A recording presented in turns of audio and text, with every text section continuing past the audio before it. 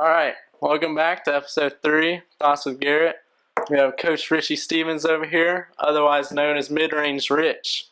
He'll be giving us some views on basketball, his life of basketball, some of the things he's done in high school, college, and now what he's doing today.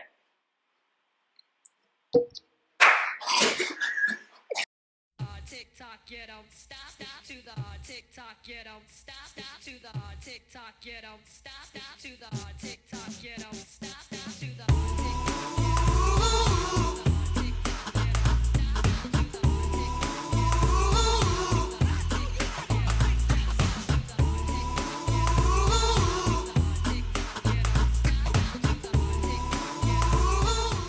Alright, what's up, Coach? Hey Garrett, how you doing, buddy? Pretty good. What you been up to? Not a whole lot, staying in the house like everyone else. Yeah, well, you're supposed to be doing that. That'd be good. Are you missing school at all? Teaching? That is a loaded question. I do. As a teacher, all during the school year, you can't wait for summertime. Yeah. And then when summertime comes, about the end of summer, you start, especially if you have small children, can't wait to get back to the classroom. And that's where I'm at right now. Yes, I do miss school. I miss seeing you guys. I miss seeing you and Justin and Campbell disrupting our homeroom class on Tuesdays and Thursdays. Miss Jackson's class. Yeah, she loves that. She loves when you guys come in there and are so loud. And then she still makes us meatballs, so it's okay. She does. She does. She tries to bribe you guys into winning. It works sometimes. I It mean, did one work time she sometimes. bribed us with cake or something. Or was that Holden's mom? That was Holden's mom, and that one also worked, actually. It did work. Won a big game. Twice. 2 years in a row, she bribed us with beating Greer. It worked. Mm-hmm. 4 times in a row, actually. It was good. Alright, well, back in the day, basketball skills, you were pretty okay. 1,000 points. Do you remember when you sunk that 1,000-point bucket? I do not. Coach Riley did not tell me until after the season how many points I had scored. Wow. So, No one knew. no one knew. We knew it was close, but the actual total, we did not know until I got a ball at our award ceremony at the end of the year. So we didn't have this big fanfare thing or anything like that, like everybody else gets. Yeah. I'll be getting one soon. No worries. Alright. Hope so. Alright, so what's your most memorable moment of your basketball career? Most memorable moment. I got a few moments. One of the most memorable was our junior year. My junior year, Coach Canada's senior year. We were Greer was coming to play us, and that's when they had a super talented team. Mozzie Jones, you know him? He coached the girls team. Mozzie and Zane Gilliard and all these guys, and they were really good. And the year before, they had beaten us by 30, 40 points, something like that, right? So they were coming into our place toward the beginning of the season, and we ended up beating them. I think it was the first time Blue Ridge had beaten Greer. I don't know, maybe ever, but definitely in a long time. And that was a super memorable moment because the whole place was packed. That's when we really started gaining a lot of momentum. People starting to believe we could get better. Another memorable moment was, again, my junior year, and you've probably heard this story, is when something your brother Sean can relate to. We were playing Chapman to go to the playoffs, and we were playing, back then we had 8 teams, and only 4 got to go to the playoffs. Unlike now, where all you have to do is not finish last, you can go to the playoffs. We had to finish 4th. We were tied with Chapman, and they were good too. Well, we were going, it was the last game of the season, and we were playing Chapman. So we're going in probably halfway through the third quarter. We're down 16 or 17. I can't remember the exact number. And we get in a huddle. We call a timeout. We get in a huddle. And Coach Riley was like, guys, I don't know what to tell you. And I was like, I don't know what to tell you. I'm sure I can't quote you verbatim what I said. But it had something to the effect of, we're going to the playoffs. This is to go to the playoffs for the first time in a long time. Well, and so We said, all right, that's what we're playing for the playoffs. So we come out of the huddle and we start playing great. Well, it comes down to the fourth quarter, and we're down by about 8. And we start running this stack play that I'm sure your brother Devin's very familiar with. And I can't remember the number Canada could tell you, but it was where I was, as a post player, I would swing the ball, I'd go pin down for a guard, and then turn and open up. We ran the play stack 5. Devin's not telling me back there, but stack 5, that's what it was. I would go pin down. We ran that thing 4 or 5 times in a row, and I was destroying the little guy that they kept switching on me. So boom, boom, boom, boom. All right, so we got about 20 seconds left, something like that. I've scored 8, 10 points in a row. Mm-hmm. We run. We get a stop. We're coming back down by 2 or 1 or 2, something like that. We're dribbling the ball down the court. Canada. He's dribbling. Coach Riley's over. Pounding his foot. Start 5. I said, oh, yes, this is over with. I'm about to get this game winner right here. So Canada looks over at Coach Riley, shakes his head, puts his hand up, stack 5. He was about the timeline at the other end of the court. He takes, I don't know, 4 or 5 dribbles, crosses over to half court, takes 1 more dribble, gets to the foul line. About that time, I'm pinning the guy down, and as I turn around to open up, thinking I'm going to get the game-winning shot, I look in the air, and the ball is sailing through the air. Keith Canada has just shot a 47-foot 3 after I've scored 15 straight buckets, it seemed like. And as it's sailing toward the basket, again, I couldn't quote you verbatim what was going through my head, but you can imagine. Yeah. I said, this dude, about the time the bad word was going to come out of my mouth, because I was different then, the ball goes through the basket. Yeah. And we win by 1 or 2, and he ends up getting the glory for that game. But it was awesome because we had went from my sophomore year, I think we only won 2 games, to my junior year, we ended up making the playoffs and finishing 4th in that region. Back then we only had 4. There was only 4 A's, and we were a 2A, but that division was really good, and that was an awesome moment going to the playoffs, sending that basket and going to the playoffs. Pretty awesome time. He's still knocking those down. No, I passed the ball now. I would too. Gosh, Yeah. I've seen you recently. All right. So after high school, did you go to college anywhere for basketball? I did go to college. Yep. I went to SMC my freshman and sophomore year. I was being recruited by Anderson, and I was offered a scholarship there. Long story short, I called a guy from Anderson before I signed to SMC and said, "Hey, coach, I'm ready to make my decision."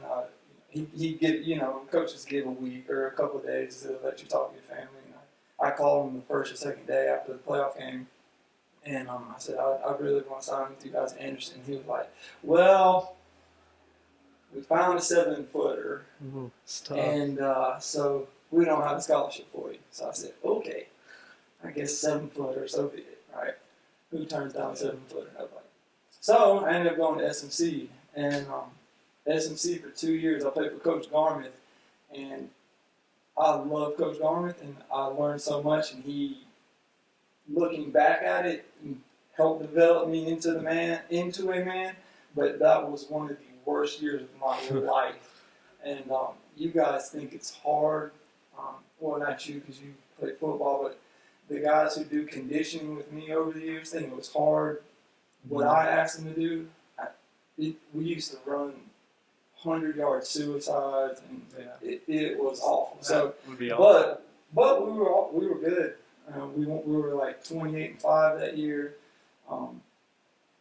Could have made a run at the JUCO championship. We finished second in our tournament. We lost the championship. I didn't play at all though. We had 7 or 8 sophomores on the team that were just, if they had the grades, they could have played Division I. A lot. I can remember Dwayne Phillips. He was an absolute monster. A guy named Michael Cooper played in the Low Country. Every one of those guys were all state, either North Carolina or South Carolina. They just had the grades. We had 5 or 6 freshmen. 5 of us, we were really close. We called ourselves the Funky Five because the Fab Five was already taken. I don't know if you heard of them. Maybe a But little we bit. called ourselves the Funky Five. But anyway, Coach, because of his success at SMC, Coach Arm moved on and went to Pembroke, UNC Pembroke. And so my sophomore year, we had Coach Cool come in, and he was almost as crazy as Coach Garment, but it wasn't quite as bad. All the freshmen that came in thought they were going to die, and all the sophomores were like, "Boy, you were there last year." Right. So anyway, that was a fun year. We were really good that year. We got to host a tournament. We played in Region State and SMC. But I had a really good year that year, and I had a really good off season, and got recruited by a few schools, Valdosta State, Augusta State, some larger Division II schools. Yeah. But USC Upstate, Coach Payne is where I decided to go. So graduated from SMC and moved on to USC Upstate. Actually, my junior year, we were USC Spartanburg. You are too young to know that. Yeah. But I went to USC Spartanburg, and that was my junior year, and that was the last year it was known as the USCS Rifles.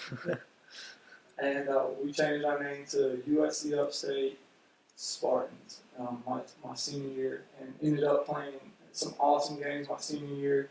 Played against Chris Paul at Wake Forest. Nice. We played at USC, the one in Columbia. Yeah. That was good. I can think of the guy's name, man. He just got named a head coach in South Carolina. He was a monster. Those two schools, the biggest difference between the Division II schools that I played in and those, Chris Paul's team they beat us by like 40, but they were ranked preseason top 5 in Division I basketball. But between them and us was the big men.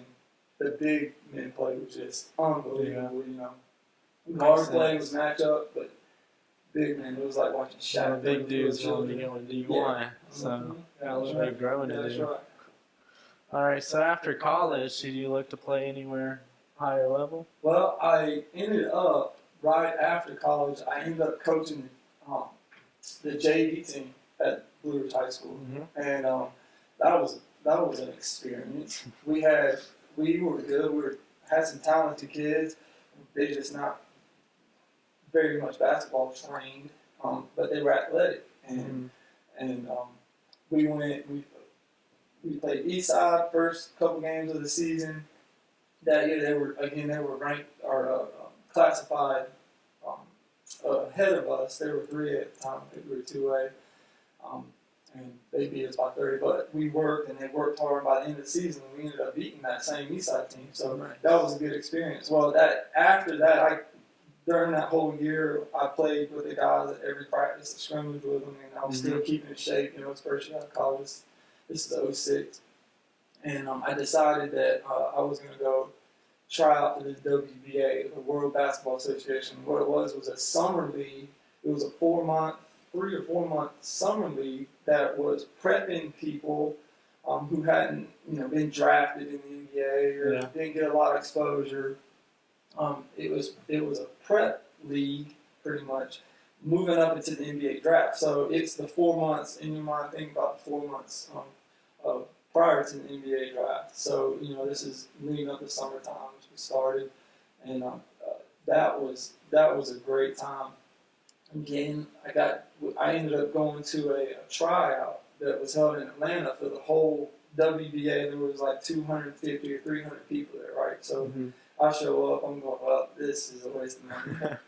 And I ended up getting on a team with these guys with like 6. I ended up being a starter on that team. And those were the best team of 5 that I had played on ever.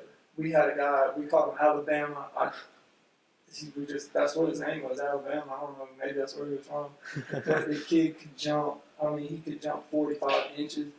And I had another guy, we called him Philly. I guess that's where he was from too. I didn't know any of these guys' names. That's how it was back then. It was just like where you're from or what you could do, I think I was white boy or something like that then. But ended up getting on that team. Well, my brother came with me, and it was going into the last game. You know, they put us on a team at this tryout, and we were playing. It was pretty much a scrimmage, and all these guys. Yeah. Well, I come to find out all these guys that are there have agents that are sitting up there talking with all the coaches. They're not even paying any attention, you know. So anyway, the last game, my brother, I was tight, just completely tight, sore, and my brother, there was an empty gym up above where we were playing. So he took me up there and was just letting me shoot. He stretched me out, and as I was shooting, I was just hitting everything. It was, but it was no defense. He was just kicking, we were warming up shooting, Yeah. And I didn't know at the time, but one of the coaches was standing in the back, way at the other end at the door, and he was watching me shoot at that time, I guess. Yeah. Well, he just watching me do that and all that, he decided to watch me the next game that we played, and he watched, and we had so many guys that were or scorers, and so I just did everything. I distributed, Screener, rebounder. yeah, screener. I did a lot. I scored probably in the game he watched us probably scored 10 points off of offensive tip-backs. Made 3 or 4 jump shots, and that's it. I mean, I didn't really shoot a whole lot, and we ended up blowing this team out. Doing all the little things, running hard, playing fast, stuff I try to preach to you guys. And so my dad, my brother, and I are walking to the car, and we're like, gosh, that was a waste of time. All these guys, nobody was paying attention. Well, as we were about to get into the car, the other thing was all these guys that played overseas. So you walk in the parking lot, and there's all these Escalades, like Cadillacs with these, 22-inch rims, and I'm going, oh my gosh, these guys have already played professionally. What am I doing here? Well, we were going to get in our Ford Taurus, and the guy, this guy, I cannot remember his name. I wish I could. He yells at me. He was like, "Hey man, I'm recommending you for the All-Star game. Don't go anywhere." I was like, "What All-Star game?" He was like, "It's coming up in like an hour. So be back in an hour." I said, all right. Well, so they selected the top 20 out of that, and I did well in that game as well. I scored 14 or 15 points. We had 10 guys on our team. 10 guys in their team, and they had 5. And 5, they just messed up, Yeah. and I ended up scoring 12 or 14 points and just did the little things. I ended up getting, long story short, or I guess a long story to the end of this long story, I got drafted. They ended up drafting me in this little league, and I played there 4 months. And the exact same way in college, I pack my entire car up. I'm completely naive to this process, right? Yeah. They invite me to veterans camp. So I thought that meant I'm on the team.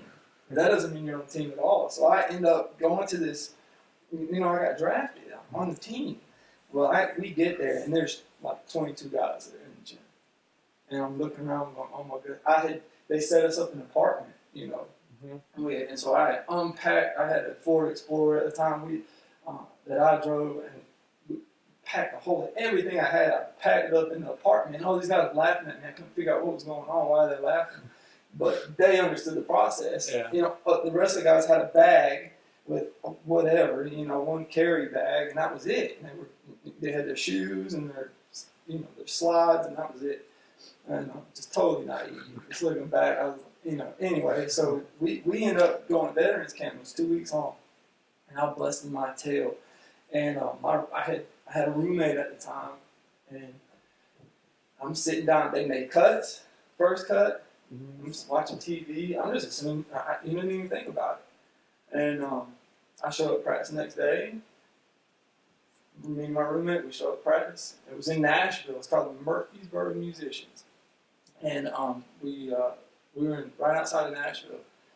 And so we had our last day cut. And so I'm sitting, watching TV in the living room of our awesome apartment, And the guy comes out, the roommate comes out. He had played professionally before. He just got back from the league in Israel or somewhere, crazy like that.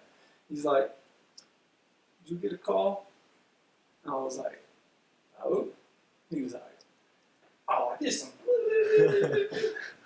He looked at me. He was like, "Nah." And he walks out the door. And last time I saw him, so I go to practice the next day, and coach brings me in with the owner and the NBA development coach, Coach Oliver, and they sit down, and the first thing they say is, Richie, we want you to understand that no matter what anybody says, we didn't keep you on this team as a token white boy. I said, well, that's good to know. And but I started out as the token white boy on that team and didn't get to play hardly at all. I ended up starting in the conference finals game at the end of that year, just working hard, So it was a good experience. I had through Gerald Oliver, I was invited to the NBA Summer League. It was a 2-week process, and through awesome mistakes, I should say, because I got an awesome son out of it now and a beautiful wife. But there were some unforeseen things that I decided not to take that. I figured, what are the chances of the token white boy going to the NBA Summer League and getting drafted? So I decided to come home and started working, and that's ended up working in group homes, and that was that. You're teaching and coaching. Yep, love it. We did find a video on a YouTube channel. Not gonna lie. All right, the ponytail. Back then. When was this? As a matter of fact, I coached during this time was the first year I coached at Blue Ridge Middle School. I mean, you're not down shots. Yeah, I wasn't in shape at all. That's what people. I'm not even close to being in shape. I about died driving home every single day. But this was, as a matter of fact, all the guys that were in 7th grade at the time, my brother was in 8th grade. All those kids are graduating right now. So what was that, 7 years ago? So that was about 7 years ago, maybe longer. But yeah, I had the long hair. Taking charges and stuff. Yeah, and utility player. Yeah, right here it looks like you flop a little bit, but that's just my opinion. That is, it's all part of the all part of the game. It's about getting the whistle to blow. I don't think I get those. Flopping. I don't think I get those calls. Well, that's because I would draw fouls on you all the time, just watching you come down the lane and lumber down. Just fine. They're gonna call it every time. Those are hops you got. Yeah. Yeah, that's pretty good. All right. Yep.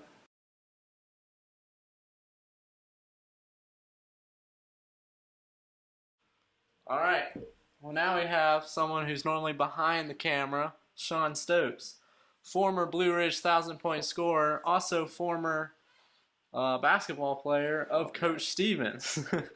All right, so we had some questions, and one came in, and it asked Coach Stevens, what time or when was the time that you were most mad at Sean?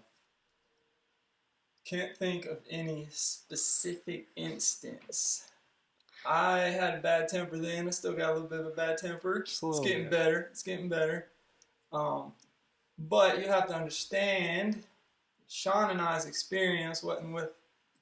It was strained because we loved basketball a little more than most, and I guess the most mad I would have got at Sean is when he used to suggest things to me. Yeah. Which was a lot. They were always great ideas, though, so I don't understand. And it looked worse than it was, and people used to think Sean you're talking about when I was on the court. Yeah, and Sean, and people thought Sean was arguing, he had bad attitude with me, and I always had to tell people, They were always great it's not what it's suggestions. about. It's not what it's about. Most people interpreted that wrong all the time. I loved having Sean. When do you think he was most mad at you? When do I think he was most mad at me? Yeah. One summer, I missed a lot of summer practices because I was working.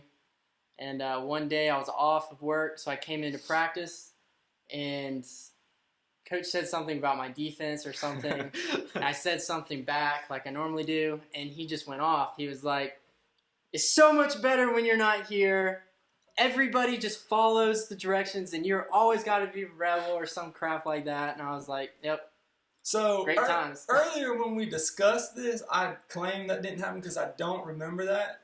But now that you say it had something to do with defense, you're probably right. That probably did happen. This 100% happened. I'll never forget. But everybody knows me. I'm very sarcastic. So he knows I was being sarcastic, don't you? Sure. Probably not that time, if it's about defense. I'm sorry. I'm I'm sorry you remember that. But you were All senior my at that time. all my texts made up for that, so it's like You were senior at that time, though. So I You would had to have been. That was the only time you missed summer practice. Was the most important summer leading up. probably. You know, So to your I would senior have been there year. too. I might have been senior. I probably was just laughing or something. Yeah, everybody else was laughing. All right. I don't remember. I don't either. All right. Well, next question. Would you rather? You remember me yelling at you, but you don't remember if your brother was still there or on not. this crap. Unbelievable. Goodness gracious. Yeah. Sorry, Gary. I know this is your thing. Would you rather be the worst player on a championship team or average 30 points on the worst team? So I want to like to answer this first. I would rather never get in the game ever and win a championship than be the best player on the worst team and play every single minute. What do you think? Well, I mean, that's the right answer, but the true answer No, is no, you'd no, no. rather I want score. to know. No. That's exactly what I think. Okay. Well, how do you feel about it? I am honest, like normal people, and would want to score 30 points a game. And that's what I try And to do. lose every game. That's Well, I okay, think if pretty I much. scored 30, we would win some games. Yeah, well, I can remember a lot of times you scoring 30 and it's not winning. Not that it was your fault. You're right. So then I should have went for 40 at that point. So Well, yeah, that might have helped. Just a little bit. All right. One last question. One of the biggest questions of all time nowadays. All right, we'll start. Coach Richie, Mm-hmm. top 3 basketball players ever. Ever? Ever. Man, I don't study the game before the 70s or 80s. So, like the early 1900s, I couldn't tell you. Mm-hmm. I think top 3 of modern era. How about that? It's pretty Right. easy. I think LeBron, Jordan, Kobe, probably top 3. What in the order? modern era. Okay. So Jordan would be the best player in the early modern era. Yeah.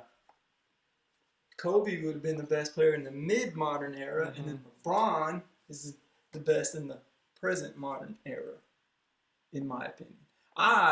If you guys have been watching, everybody always talk about, in my opinion, LeBron has always made his teammates better since he started. He took a very awful Cleveland franchise, didn't add hardly anything to it, and took them to the Eastern Conference Finals, I believe his 3rd year. That was nothing. Jordan was quoted, I don't know if you're watching The Last Dance, is talking about having to learn his 6th, 7th year in the league to be a better player, to make his teammates better, to understand that he had to start making his teammates better in order to win. Instead of just start scoring every. Right, and I that's you can't compare eras. So that's a bad. It's hard to answer that question, but Yeah. to me, I like watching LeBron, and I got to watch both of them play. You know, obviously I was really young when Jordan was super young when he first started, but growing up, Jordan was fun to watch. You know, but in my opinion, I like watching LeBron play more than any of the others. Just because of that aspect, him being able to make people better. And then everybody says, well, he couldn't win until he added pieces. Well, that was the same for every championship team. Jordan doesn't win without Scottie Pippen and Dennis Rodman and all those guys he played with, you know. And Kobe definitely doesn't win without Shaq, and doesn't win without, you know, the teams after Shaq left. You know, the couple of years after Shaq left. So I love LeBron. I love Kobe. I love Michael. You got to have Bill Russell in there somewhere, too. You know, it's a hard question. What do you think? are we talking like favorite players or best players? Best. That's what I'm saying. Best. That's boring. Okay, the What best it is is. obviously LeBron, Kobe, and MJ, in whatever order you want to say. Right. But I mean, Steve Nash, you know, he's Mm-hmm. he's top 5. Worst MVP ever. Doug You're McDermott. insane. One of the years he should not have won it. The other year he should have. Wow, that's true. What year is that? I don't know. Was it 05, 06?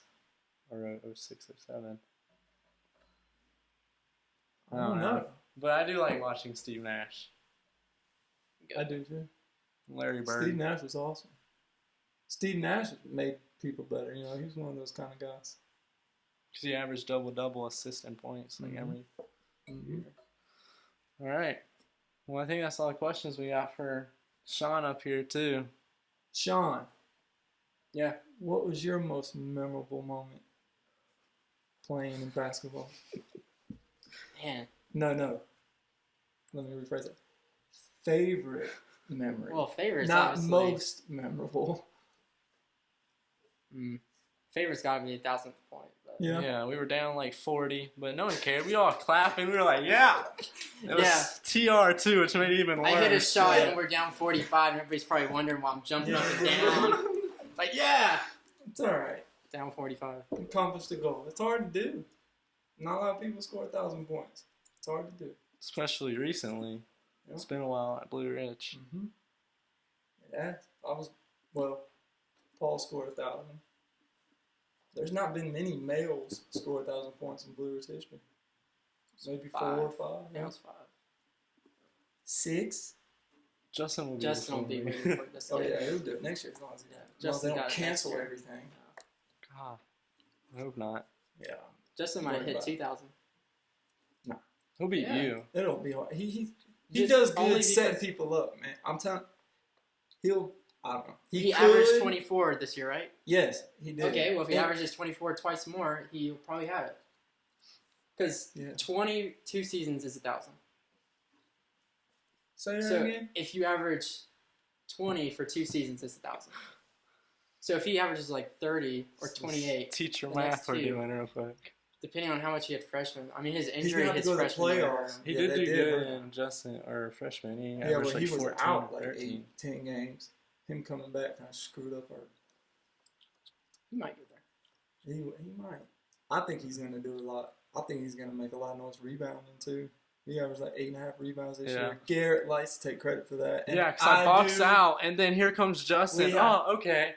I have to Oh. give that is a fact. And I boxed the It dude is out a like fact. 5 feet. Zach and Garrett and all those guys box Yeah. out, but Justin. Just One time comes he took a out of floater. nowhere. He took a floater on the sideline, airballed it, or hit the rim or something. I was boxing the dude out. He goes on the other side of the rim, grabs his own rebound, because I'm still boxing out. Yeah, It just goes right back over I there. remember when Sean used to do that kind of stuff too. Yeah, I averaged like 5 rebounds a game within 1 inch vertical. So, you know. Because it would land right in his hands. Yeah. It's crazy. Josh Ray would box out, and I just go run right in front of Josh Ray. And it took you 4 or 5 years to do that. I begged you for I don't know how long. I just wanted and an finally outlet, your you know? senior I year wanted the you started outlet. rebounding. It was awesome. I was ready to stand at half court and get That the was outlet. probably a collection of really mad times is when we would be watching film and everybody would be boxing out or doing something and Sean would be standing up there staring at the basket from like the 3-point As line. people go flying by him on both sides. Yeah, that did happen a few times.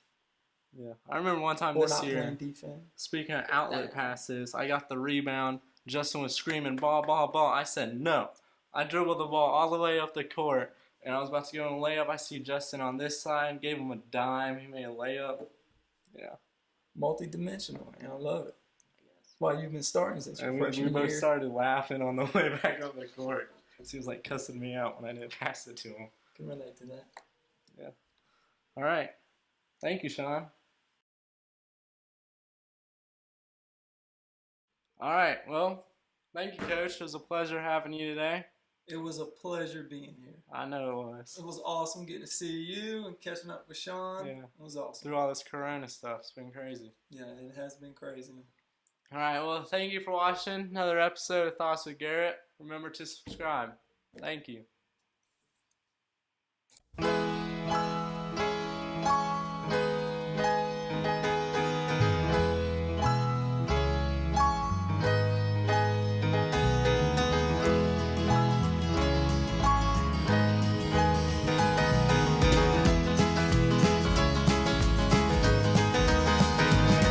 There's a road I'd like to tell you about.